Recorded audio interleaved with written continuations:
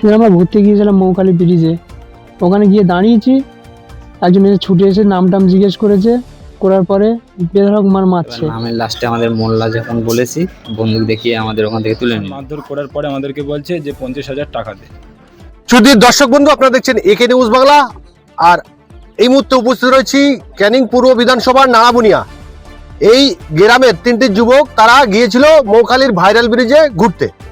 এক সাইডে ক্যানিং পূর্বর বিধায়ক শওকত মোল্লার ছেলের ক্যাফে রয়েছে অরণ্যার কুলে, আর একদিকে ক্যানিং পশ্চিমের বিধায়ক পরেশ রাম দাসের সেই জায়গায় আশ্রম রয়েছে।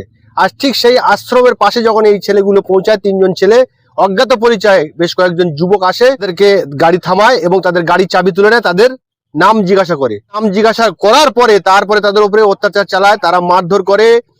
সেই জায়গা থেকে তাদের টেনে ভিতরে নিয়ে যায়, নিয়ে গিয়ে মারধর করা হয়। তাদের কাছ থেকে 50,000 টাকাও দাবি করা হয় এবং তাদের কাছে মোবাইল ছিল, দুটো দামি মোটর বাইক ছিল, সমস্ত কিছু কিন্তু তারা নিয়ে নেয়। যারা অত্যাচার হয়েছে তাদের অভিযোগ সবাই কিন্তু আরএসএস এবং হিন্দুত্ববাদী, এমনকি বিজেপি নেতা। ছবিগুলো চিহ্নিত করা গেছে, তাতে পরিষ্কার দেখা যাচ্ছে যে বিজেপির সিম্বল লাগানো এবং বিজেপির নেতাদের মতো তাদের ড্রেস। একটা গাড়ির নাম্বারও পাওয়া যায়।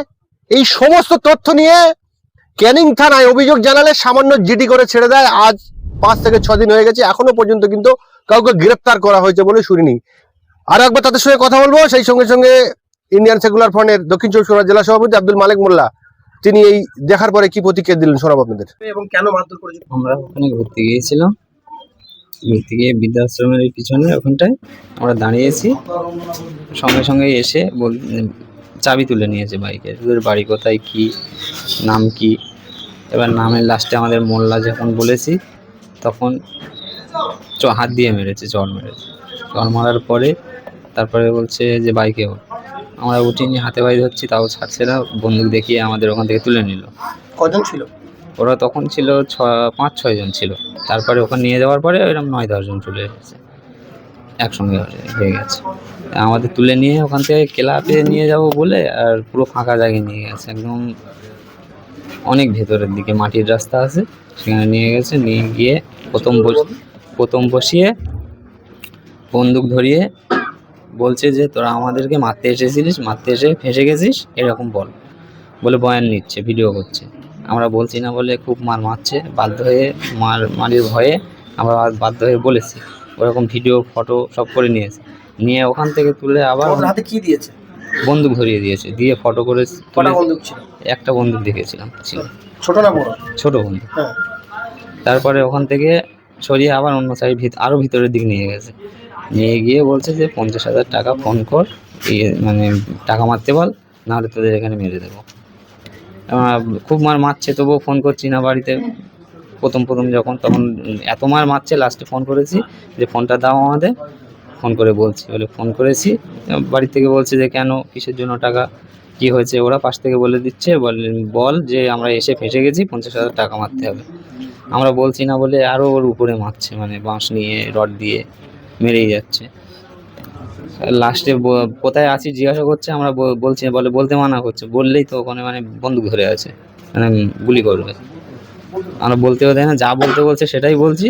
কোথায় আসিস জিজ্ঞাসা করছে, আমরা বলতে পারছি না, বলার সুযোগও দিচ্ছে না। তারপরে ফোন কেটে দেওয়ার পরে আবার মাছ শুরু করেছে। প্রায় 2 থেকে 2.5 ঘন্টা মারছে আমাদের 3 জনের 3 সাইডে রেখে। একসঙ্গে ছিলাম যখন, তখন মেরেছে। তারপরে আবার 3 জনের 3 সাইডে নিয়ে গেছে, নিয়ে এক একজনের 3-4 জন করে 3 জন করে ধরে মারছে। মেরে তারপরে আমার শুধু বারবার ফোন করে, আমি দাদা আরেকবার ফোন করি, টাকা দিতে দেরি হচ্ছে কেন বলে। আবার শুধু মারছে না, আরেকবার একটু ফোন করে বলছি, কাঁদতে বলছি, তাও সে মানে শুনছে না। ফোনটা তোর এখনও টাকা 10 মিনিট টাইম দিচ্ছি, এর মধ্যে টাকা যদি না আসে তা তোদের মেরে দেবো। আমরা ঘুরতে গিয়েছিলাম মৌখালি ব্রিজে।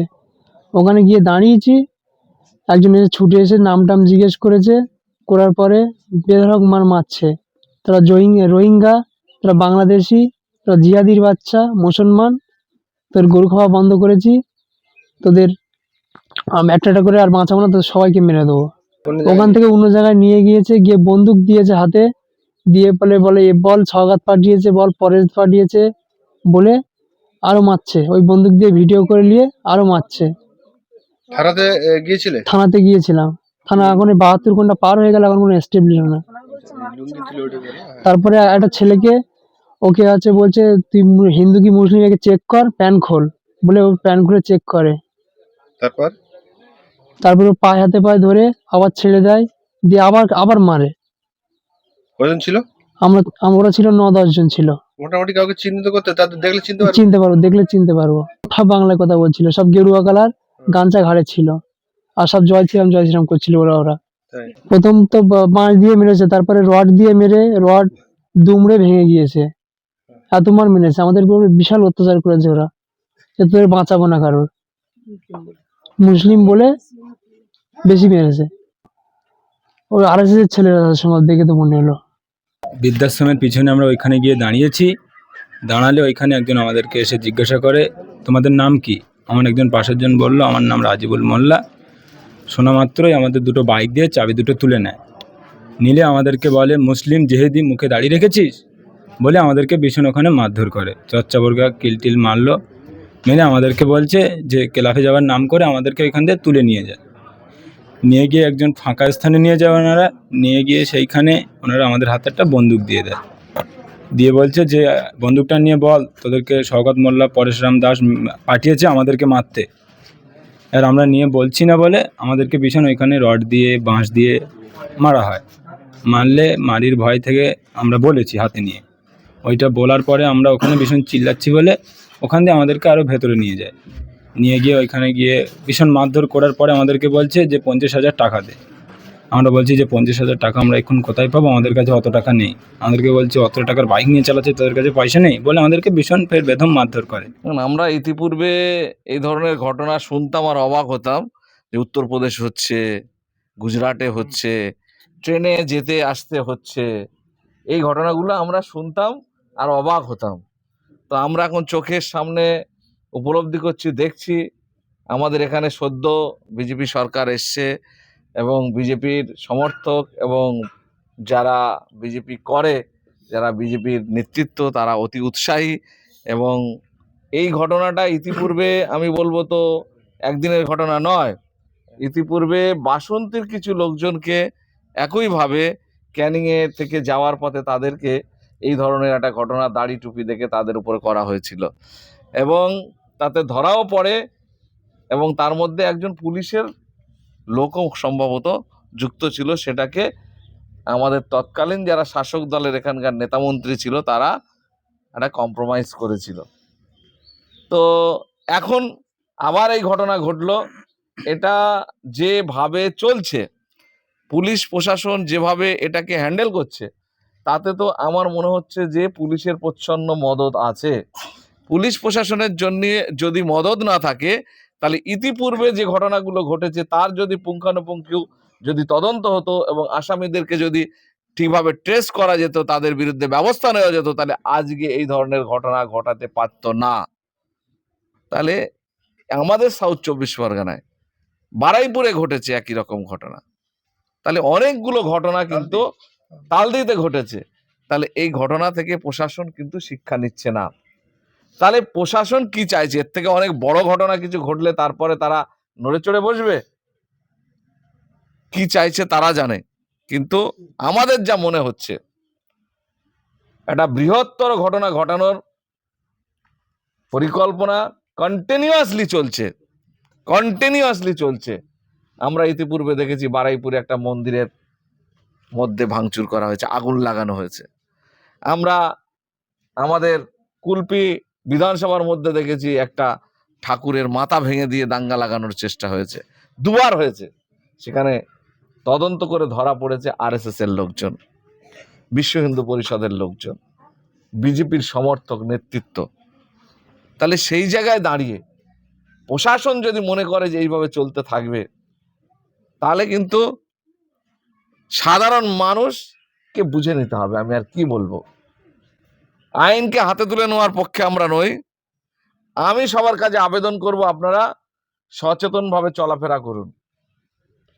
বিশেষ করে সন্ধ্যের পরে আপনারা একা একা নিজের চেনা পরিচিত এলাকার বাইরে ঘুরবেন না, কারণ পরিবেশ পরিস্থিতি আমাদেরকে ভাবিয়ে তুলছে। কখন কোথায় কি ঘটনা ঘটতে পারে কেউ বলতে পারে না। এই মুহূর্তে যা চলছে গোটা রাজ্যে, তাতে করে হ্যাঁ, বিশেষ করে টুরিস্ট স্পট এই জায়গাগুলোতে কিন্তু সমস্যা বেশি বেশি করে হচ্ছে, আর ওরা এই জায়গাগুলোতে বেছে নিচ্ছে। প্রশাসন কিন্তু চাইলে সব পারে এগুলো বন্ধ করা, এমন কিছু ব্যাপার নয়, কিন্তু প্রশাসন এইগুলোকে বন্ধ করা বাদ দিয়ে প্রচ্ছন্ন মদত দিচ্ছে। আমরা এই বিষয়টা ছাড়বো না, এটা আমরা দেখবো শেষ পর্যন্ত কতদূর যাওয়া যায়। আমরা পুলিশের সঙ্গে কথা বলবো, জিডি হয়েছে, জিডি নাম্বারটা নেব, তাদের কি চিন্তা ভাবনা সেটা আমরা বোঝার চেষ্টা করব। নাম উঠে আসছে, স্ক্যানার পাঠিয়েছিল টাকা নেওয়ার জন্য, এবং তাদের এই স্ক্যানারে যে ছবি আসছে তারা তো কোনো বিজেপি তথ্য, ওই তো বলছি, তথ্য না পাওয়া গেলে সমস্যা হতো, খুঁজতে টাইম লাগছে, এই হচ্ছে সেই হচ্ছে। এখানে তো অনেকগুলো প্রুফ আছে, গাড়ি যেগুলো সেখানে তারা হিসাব মতো ছিনতাই করুক আর নিয়ে চলে যাক, সেটা খোঁজ করলে খুব সহজে পাওয়া যায়। এখানে যে স্ক্যানারটা দিয়েছে, স্ক্যানারটা কার, এতে এক লপ্তায় এটাকে ট্রেস করা যায়। তারপরে ছবিও কিছু সম্ভবত আছে, তাদের সম্ভবত গাড়ির একটা নাম্বার পাওয়া গেছে। তাহলে এত কিছু মানে এভিডেন্স থাকার পরেও যদি পুলিশ ঘুমায় হাতে হাত দিয়ে, তাহলে তো আমরা বলবো যে পুলিশের মদত আছে। আমরা এই টোটালটাই দেখব, প্রয়োজনে আমরা হাইকোর্ট পর্যন্ত যাবো, এই পুলিশকেও ছাড়বো না। আমরা শেষ দেখে ছাড়বো।